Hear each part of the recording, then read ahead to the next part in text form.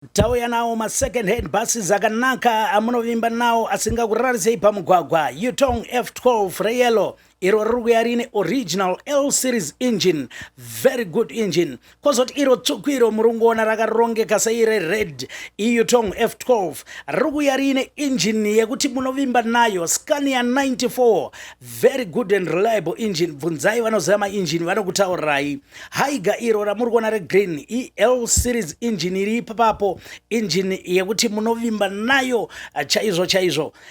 Engine yamuri kuona iyo brand new itsvatsva kubva kuChina, inonzi Weichai. Weichai iyo inopinda pamabhazi, inopinda pamatrucks, inopinda pamatipa. Tibate iyi, huyai muzvionere, tiridzirei nhare pa 0772 703 217 0772 703 217 kana pa 0712 749 530 0712 749 530.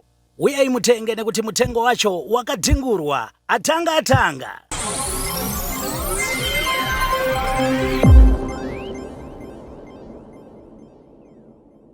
Nyaya yenyu ndazonasoibata manje pakuti mimi mufesi wenyu haasiriye ane mukadzi akatumira maaudio nezuro. Mukadzi akatumira maaudio nezuro atorowo mukadzi womumwe murume futi, atorowo mumwe futi. Ati muzimu mchendo wangu ndiani tumira linki wachitarisa pana munhu ari kuchema pana ndikati ndiani ko ashamwari iyo ndakuzati siyana nenyaya dzana Tekla kudhara akananzi ndinozwa kuti nyaya dzake idzi ndachingodzitevera hangu because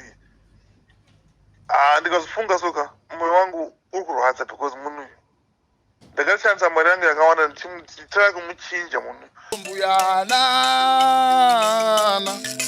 Nai mbuyana ndine mubvunzo mukuru kwazvo iwe. Nai mbuyana ana mbuyana, nai mbuyana musoro wenyu unofungeiko kuwana zvese zvenyika mweya uchitambudzika. Nai mbuyana ndine mubvunzo. Muri Zimbabwe muri rudadiso, nhasi rimwe zuva rangozita ndinonzi Andrew Neshamba Mera Shumba. Tadzoka zvakareka nenhau yekwamusami, nhau yaTekla muzukuru wokwamusami. Ndofunga sofa zvamunokwanisa kunge manzwa ndezvekuti pana ambuya vari kunze kwenyika vaichema vachiti izvo murume wangu akutorwa naTekla. Asi kuzva kuti maitiro rudzii. Mukamunzwa zvakare murume iyeye achitaurawo zvakare kuti ane rudo naTekla, ndiye mudzimai wake number 2. Asi yezvino manje it never rains but it pours for Tekla. Tekla ma evidence yatanayo pari zvino ndeyekuti ari kudanana nemumwe murume.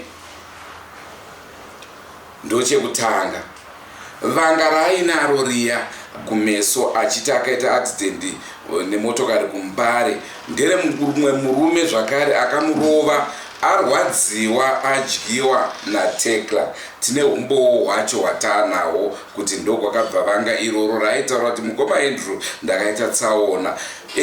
Pane murume zvakare akange akutoroora, ndiye akanyanya kurwadziswa zvikuru, anova neshamwari yazotibata. Iye murume wacho tichakupai mangwana akanga akuda kuroora Tekla. Nhasi unotoda kumbokupai version yeshamwari yacho, uyezve chiburitsa pachena neumbo hwacho neaudio inenge ichibva kuna Tekla neyaibva kwavari vachitaurirana zvichibva zvaburitsa pachena kuti chokwadi chinyatsobuda pachena. Saka tiri kuti isusu 1 Tekla ane murume aida kumuroora. Murume uyu aimupa zvaanoda munhu iye ari kumhiri kwemakungwa zvakare, kwete uyo akamuroora izvozvi akabvisa tsvakirai kuno aiwa, asi mumwewo aida kumuroora. Achida kumuroora kudaro Tekla anga aine mwe boyfriend, ndobva azoudzwa kuti iwe munhu wauda kuroora uyu anotogara nemurume kakunoku.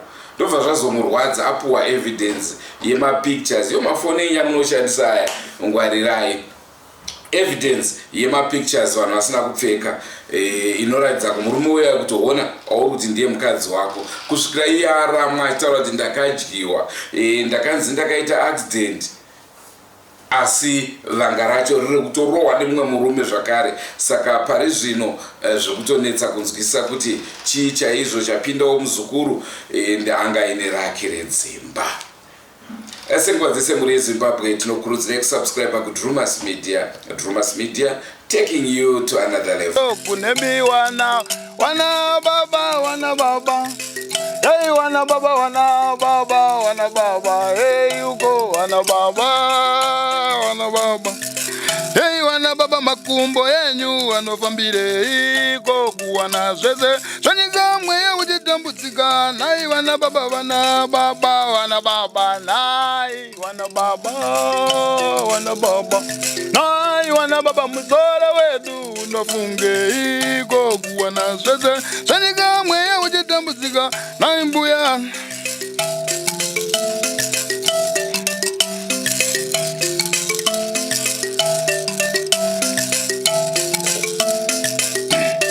asi ndinoda kurora kwa mutokweni wakomana ndinoda kurora kwa mutokweni ndatika ndinoda kutora mukadzi mutema ikoko wakomana ndati ndinoda kutora mukadzi mutema ikoko anotika nijeurimi iwe dari nijeurimi aswiti nijeurimi dia nijeurimi switi nijeurimi chamutengure. Saka kwaigara manje panga pane mumwe mukadzi landlord ndiye akabata hamba dzemuchinda wangu kunoku akamuudza kuti uyu musikana uyu kana achiti foni yake yabiwa wati inenge isina kubiwa ane boyfriend kunoku. Saka ndosaka asingabatike pafoni ane munhu wanodanana naye kunoku.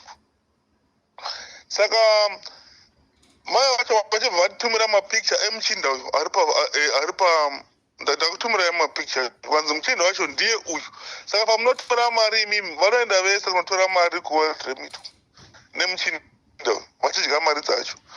Bhizinesi yekudanzi makamutumira capital kuti aite bhizinesi akanyepa akadanzi mabhero angu asati asvika kwakudiwa mari ari kubva kuMozambique kwakudiwa $600 yeclearance wati achinyepa zvese zvanga akanyepa. Okay. Muchinda wangu achimutumira mari achimuitira everything achimutengera mafoni. Saka mai vacho vachibva vati munhu uyu ane mwana futi anonzi Mainingi wati asingazivi kuti ane mwana. Okay. Ukanzi ane mwana munhu uyu. Ukanzi alright imimi kana musinga kana muchiramba ndichataura naye ndomurekodha.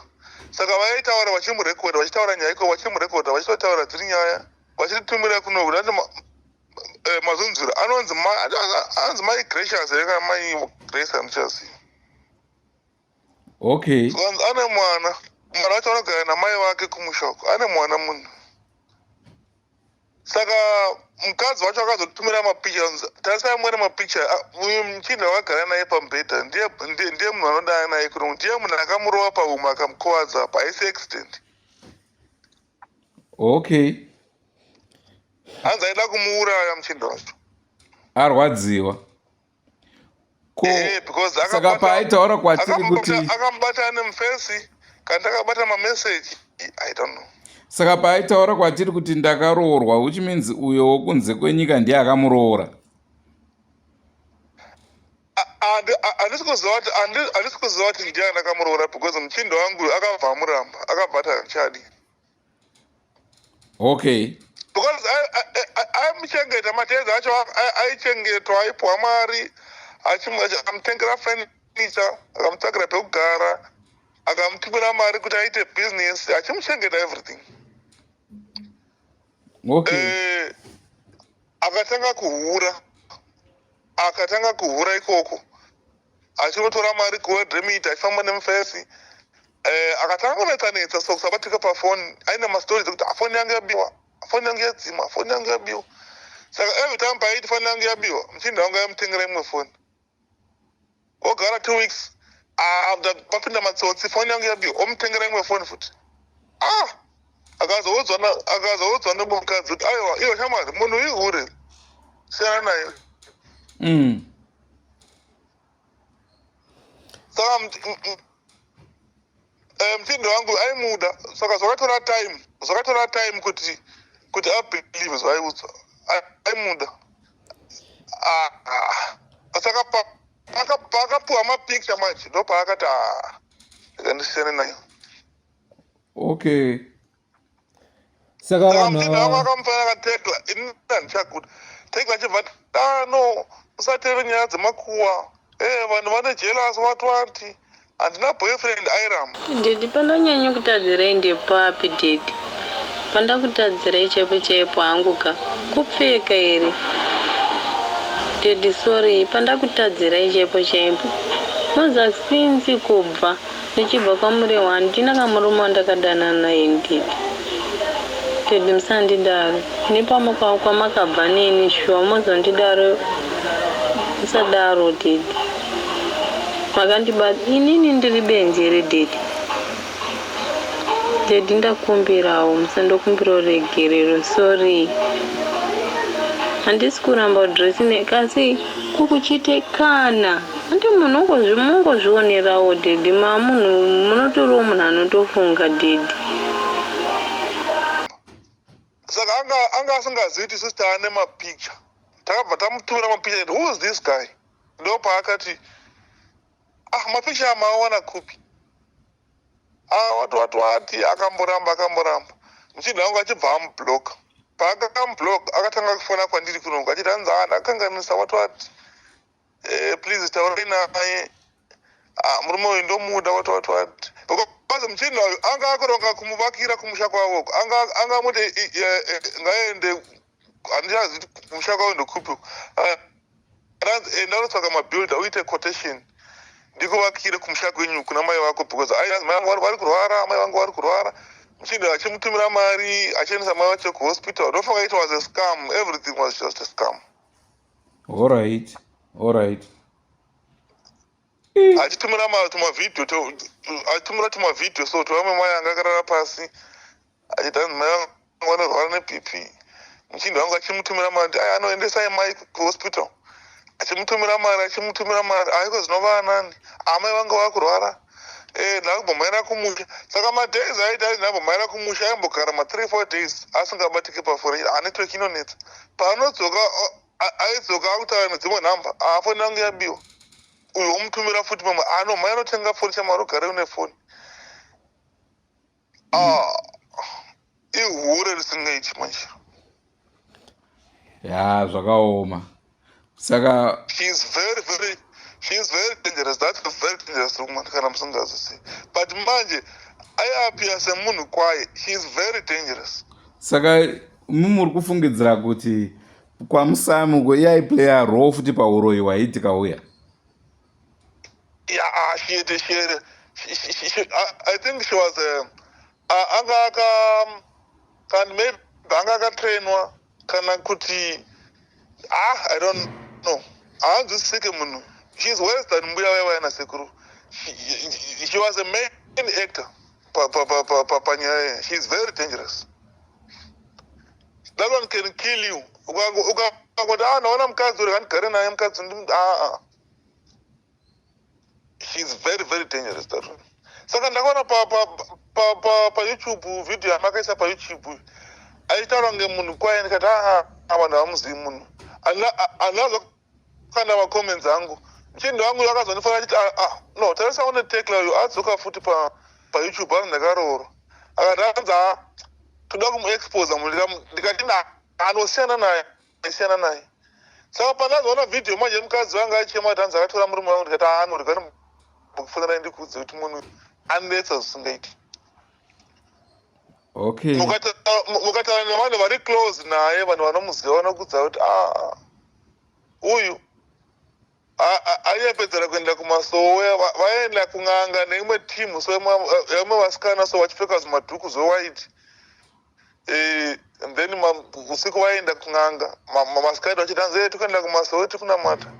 Ranga riri group remahure because pane amwe ndinamafuti mapictures panapa amwe vasikana mang'anga ari mafriends avo group futi remahure vaipfeka zvimadhuku zvewaiti so vachitinetsa kunoku vachitifonera kuti alright ndine shamwari yangu panapa ayakutsvaga murume achitipa zvimwe zvivasikana zvakafanana naye so zvinopfeka madhuku zvewaiti.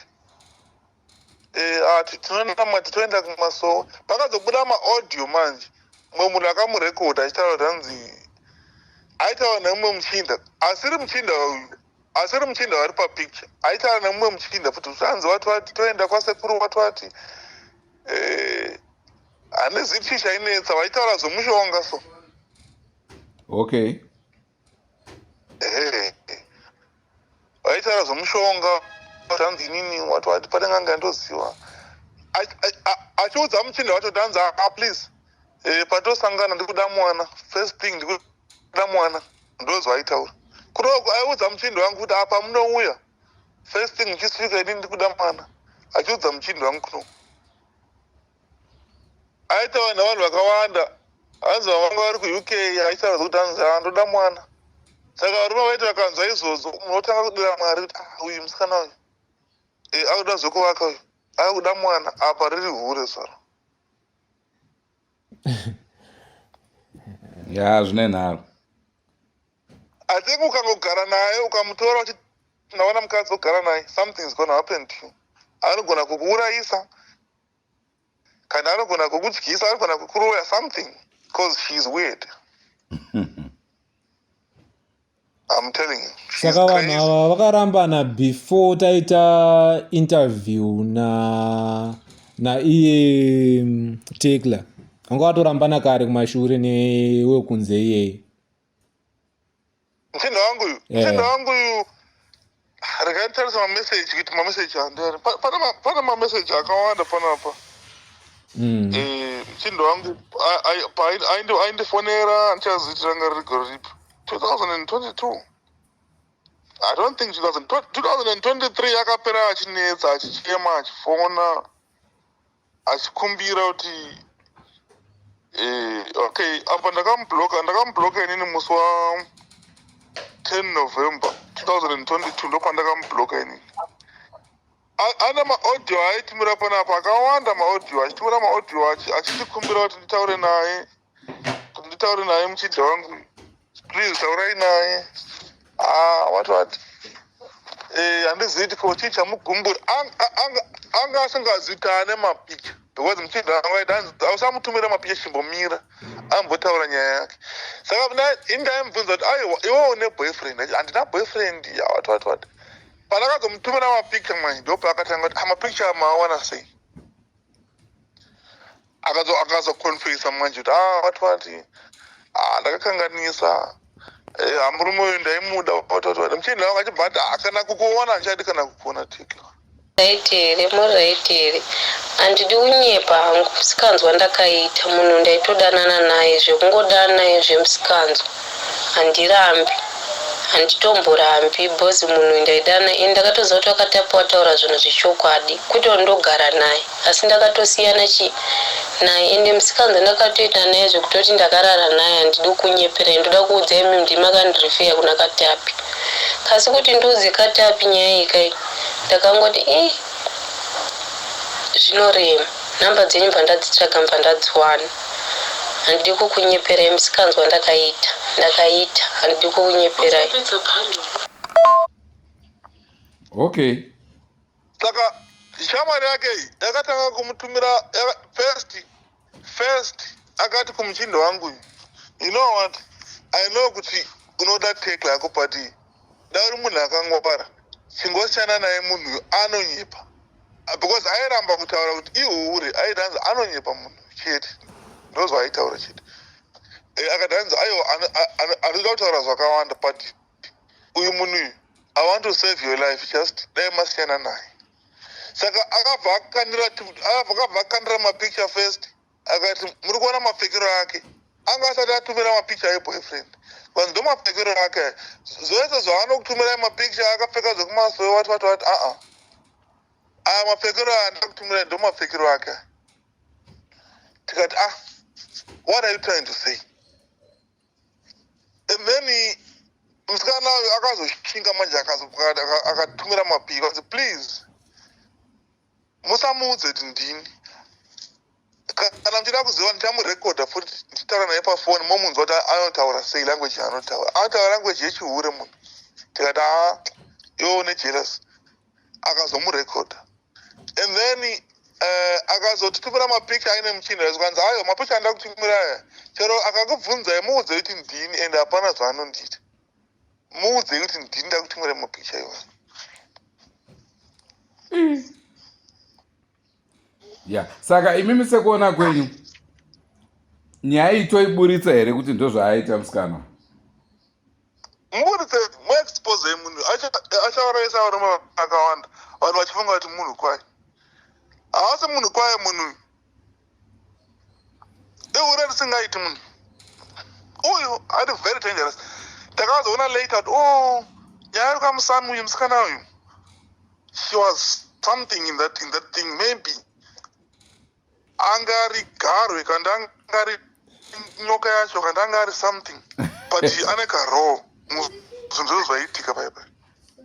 She was the perfect match because ari weird and maybe zvinhu zvaitika kwamusami zvezvo zvakamuaffecta akatanga kupenga. I don't know. chero inini ndikataura naye pafoni akaramba ndomuudza anondiziva anonza iwe tekla iwe uchauraiwa newari anozviziva izvo maaudio ake ndinawo achitaura achichema panapa please.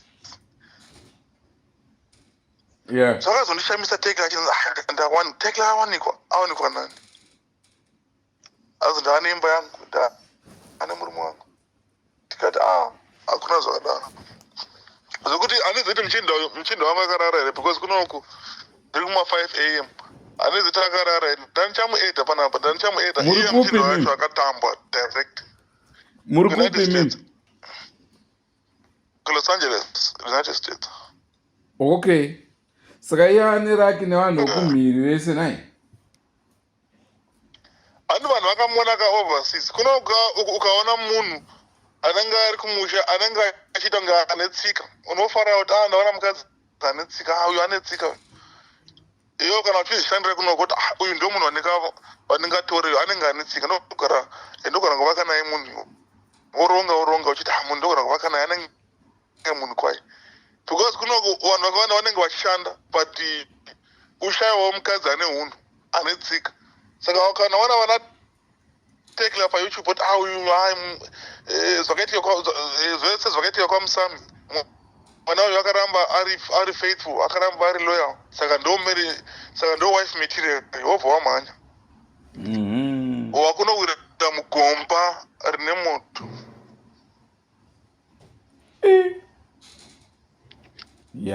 Tekla saka tekla mwana waainaye ndewe first marriage yacho yekwamusami reka kuti akanga aine mwana wake before musami aiwa hanzi akamitiswa I don't think maybe muchinda wekwamusami anga asingazi tekla ane mwana futi handiti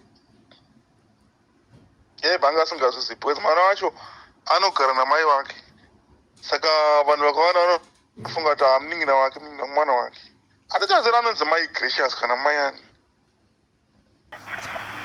ndeti zviri sei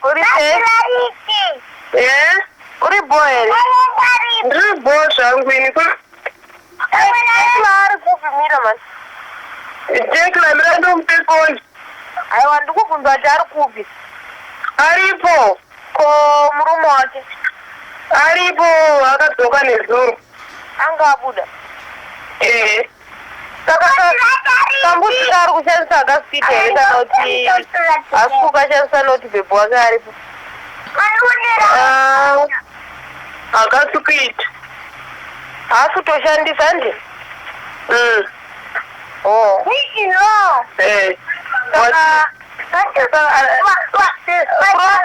mari iripo kana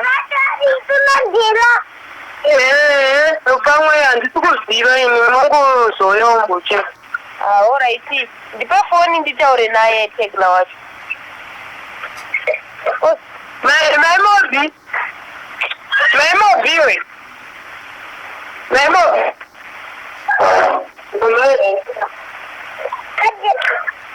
hello ndeipi tekla zviribo zviri sei kubhebho wako aribo zviri sei Bokoni montoone wakagaivi.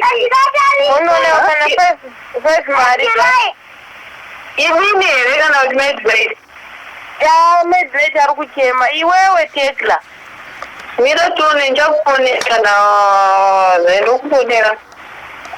Mazingwaza aripi. Ari pombagarara. Anomuganda ndotora kana. Agarara kasto mari kasto ma 2. Ungo kabuda. Alright. Iri bo. Lero tinono. Unogona kuita zvekuuya usafoni. Alright, iri bo wakoma Tekla. Iri bo unouya.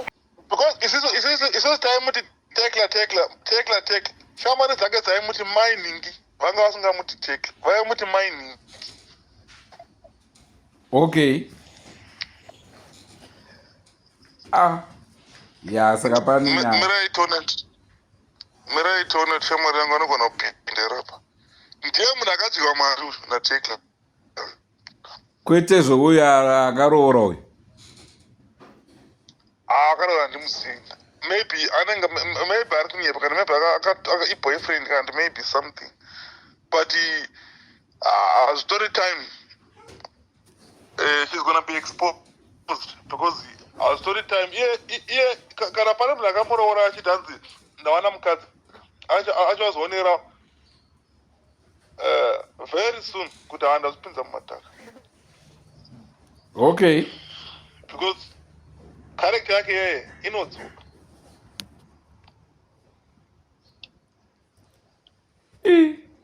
Character yake inodzoka fast. Isoti aiudzwa nevanhu kuti aiwa imi uyu munhu wenyu uyu ari kuura kunongo munhu.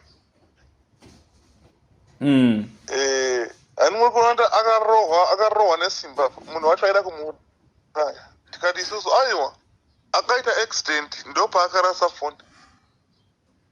Saka mufesi wangu akazomutengera foni because pakaita accident ipi. Saka tiri kuti akarohwa nesimbi munhu. Mufesi wenyu imimi haasiri akatorwa Tekla nesimbi, mumwewo mukomana. Ndomumwe muchinda. Muchinda wangu kunoku akaudzwa kuti ndaita accident. Akatumirwa mapicha ekuti ndaita accident. Anga akazara ropa so. Ndofunga picture yacho ndinawo. Akasunga namabhandeji. Saka muchinda wangu achibva andifonera shamwari kumusha kwaita dambudziko musikana wangu aita accident. I think zvinhu zvakamusama zviri kumutevera watfani. Akamhanya. Muchinda aitumira mari swina anga asingatumiri $100. Aimutumira $500, $1,000. Achimutumira achimuita everything. Akati mwana akatambura too much.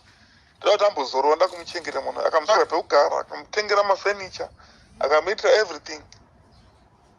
3 months down the line, akatanga kunetsa. Akatanga kuti ndarasa foni. Saka mai wacho kwaigara ndo vakazoti iwe panoti ndarasa foni pai. Ufone kwandiri kuno ndonomupa foni. Angoti ndarasa foni. Fona kwandiri kuno kumaneri kuma 778. Panoti ndarasa foni undifonere nini. That time panenge achindarasa foni because aenda kuna mai kuna landlord. Onosiya foni kana oidzima oisiya iko. Oti muchindo wangu auya saka muchindo wangu ari kuAmerica ndamuudza kuti foni yangu haina battery kana ndarasa foni. Wati aigara aine mastories. Saka mai avo vakatanga ngomunzwira tsitsi muchindo wangu kuti this is not fair. Achibva atora nhamba dzake pafoni yaTekla. Akamuudza kuno kuti iwe uchafa nestress. Yeah. Uri busy kutumira mari uchengeta munhu uyu as we speak right now ane boyfriend haina iko zvinotaura news. Saka muchinda wangu was shocked because akatenga matickets kuti auye kumusha kuzomuona. I was shocked. Akandifonera achima achiti shamwari zvandanzwa panapa. You won't believe. Ndikati Tekla never. Tekla munhu kwazwa tarisana mapfekero atekla aipfeka zvimagubva out tekla ndindangu akashamisika saswana mapicture aya ndo mapfekero ake inini every time pandotaura naye anenge akasunga dhuku rekumasowe achiti azi ndabva kumunamato mwari wakanaka life yangu yakuchinja wati mchinda wangu achimutumira mari achimuti hanzi date rakati auti aende kumusha kwavo because hanzi mai wacho kwavanogara kusipo saka ndakafunga ndivavakire something imba iri decent yekuti vagare mai vacho ndataura navo vari kufara kutaura nini akazotaura kuti hanzi sekuru vangu vari kurwara nemwoyo here wati muchinda wangu akamutumira mari kuti sekuru vacho vaende kuna doctor she had a lot of stories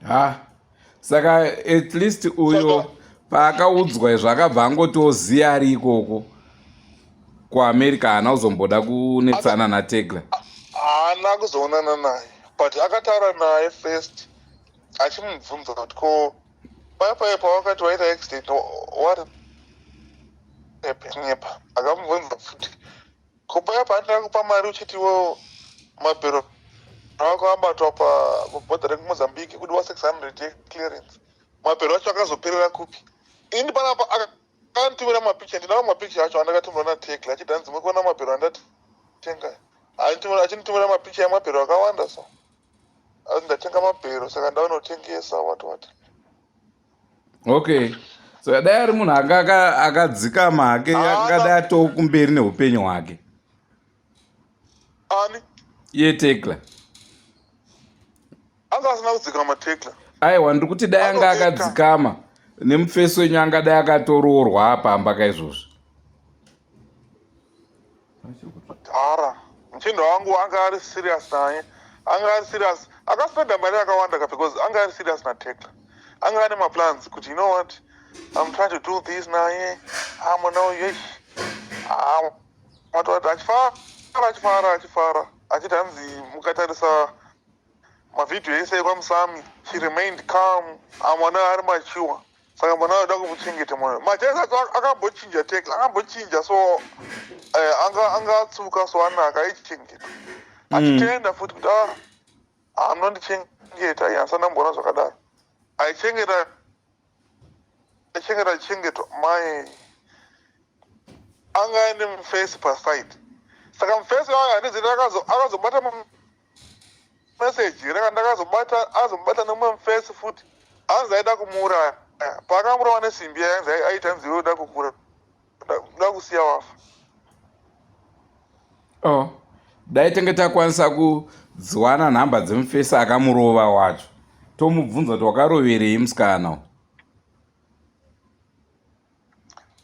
akamurova unless because panapa ndaitaura kuedha shamwari yangu haasi kuansa foni ndaida kuti maybe akarara ndaida kuti maybe anogona kupai nhamba dzevanhu vaigara natekla ndo vaiziva nyaya dzake dzese vanhu vaigara na muchafa nestress mari dzamuri kudyiwa idzi be careful mwana uyu ihure ini ndikaramba mufesi wangu ndikamuti aiwa mufesi wangu sadaro mwana uyu saka muri kuona kuti tekla ane ragi rekuti vanhu vanomira vari kusaidhi kwake kana pasitori ratakaburitsai vanhu vari kutowanzira mukadzi uyu vasingatake tekla kusaziva ndaida kunyora comment ndikashaura kuti ndotangira papi ndaida kunyora comment ndikashaura ndotangira papi it was going to be a long comment ndikaona kuti vanhu kusaziva vanhu havamuzivi tekla havamuzivi tekla inyoka isingaiti tekla ihure risingaiti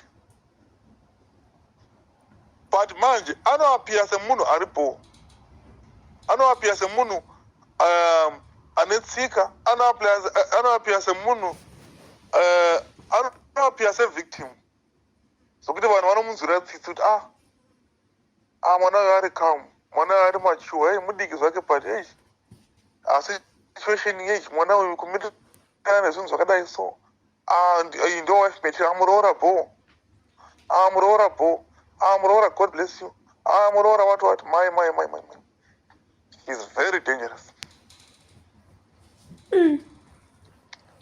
ndoda kuti ndimushedze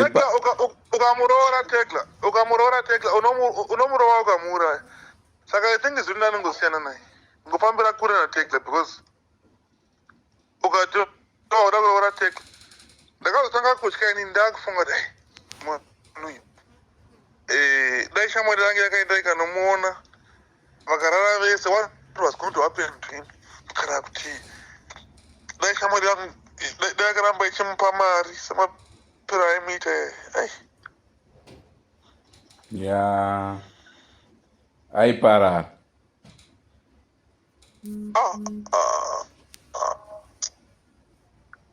Tekla is very dangerous. inini pandatanga kunzwa nezvemeseji yenyu imi ndatoti mheno vamwe vanhu vari kuda kungodhiza vakamakawo futi chi Tekla inini because inini ndangotumira maaudio because muchinda wangu ndianogara achinitumira achinitumira malink eyoutube tarisaone nyaya yatekla kana ndikazifunga soka muchinda wangu anenge achema ndikazifunga so moyo wangu unomborwadza I think tofanira kuinterfere panyaya iyi tibatsire vanhu vakawanda because achakuwadzisa vanhu vakawanda chimuti asiyana naye hazvina basa man saka nezuro manje ndopaakanditumira link ikuti tarisaone tekla pane mukadzi ari kuchema panapa tekla nyaya dzake dzawanda ndikati norega nimbosvaka neshamba ndimuudzi kuti munhu uyu handizivi chii kandi maybe kwamusami uko anga aine maybe ndakambofunga maybe ndiyaishandisa maybe ndiyanga iri nyoka yacho kana ndiyanga iri something idhimoni zvaro because akamboronga kuti kana zvese zvaseitla aende kuchikoro muchinda wangu aita nzi ndaida kumboendesa kuchikoro everything was in place ndichironga naye so if it wasn't for this woman akapindira akamubatsira kuti iwe siyana nenyoka yako dai muchinda wangu akakuwara financially zvisingeti saka sofa tiri kuti isusu Tekla anga aine mwana waakamitiswa kare ndokubva azoroorwa newokwamusami zvokuti wokwamusami anogona kunge anga asingatozoti Tekla ane mwana wake anga asingazizivi Tekla ane mwana then mufesi wenyu imi makanga aonawo Tekla payoutube ndokubva adananawo naTekla Tekla kudaro ndopaakazopiwa warning nekwailoja Tekla kunzi munhu inyoka munhu ipfambi inyoka munhu ndopakazobva kusiyana kwavo muchinda wangu achibva ati hanzi kana uchida kuziva futi taura nemusikana uyu waanofamba naye musikana uyu ndiye anoziva Tekla tora nhamba idzi utaura nemusikana uyu umubvunze futi musikana uya ndo paakazoti inini naTekla tiri mahure musikana wacho akati hanzi isusu tinochengetwa nevanhu vari somewhere ndo vanotumira mari vachitichengeta otherwise isusu kunohwaiwa kana mabuda mukadzi wekuroora isu inini naTekla hamungatikwanisi kutiroora siyanai nesu tiri mahure pane kamusikana kakataura statement iyo ekuti hanzi aiwa zvekuroorwa akana isusu tiri mahure chete tikati ko zvamunopfeka zvekumasoways what aiwa just kungoattracta because varume ukasunga dhuku uchinamata vanozara otherwise isusu tiri vasikana vemurodi saka imimi makatozoonawo stori yedu yanezuro makatozoonawo stori yedu yanezuro kuti kune mumwe mukadzi ari kutochemawo naTekla ndakaona story iyoyo nezuro inini kunoku yanga iri Sunday manheru. Muchindo wangu uyu ndanditumira link akati hanzi tarisa uone Tekla, hanzi atora murume wemunhu futi. Ndicho chirongwa chatakupai mhuri yeZimbabwe tongai tinzwe munotiwo kudini. Vazhinji vaituka mudzimai uya aiti ndakutorwa murume wangu mukamushaudha, vamwewo mukagoshaudha murume, vamwe asi hapana anga achimbobata Tekla. Hezvo zvataburirwawo zvakare nemuzukuru, munoti kudini nazvo? Ya pakaipa. Andrew Neshamba ndiro zita rangu. Ngatisanganei mune zvimwe zvirongwa. Ndipi maiti Neshamba wakatadza kuchuzira munhu. Ndofunga pane dambudziko mapaona. Mangwana katinenge tichikupai murume wacho aida kuroora Tekla nekurambana kwawakaita kuti zvakanyasa kufamba sei. Nekuti ari kuti aiwa ina ndingakusiyei mhuri yeZimbabwe, ndakambonzwai munhu angarambere achingodaro vanhu vese nyika yese zvaakaita zvakwana, achitaura kuti arwadziwa zvikuru nezvaakaona ambuya vachiti murume wangu akuenda kuti ko iye akuuraya imba iyo yangu, akauraya dzevamwe, akauraya, saka chii chaari kuita muzukuru. Ngatisakati mune zvimwe zvirongwa, asi musakangana kusubscribe kuDrumas Media. Drumas Media, taking you to the highest level.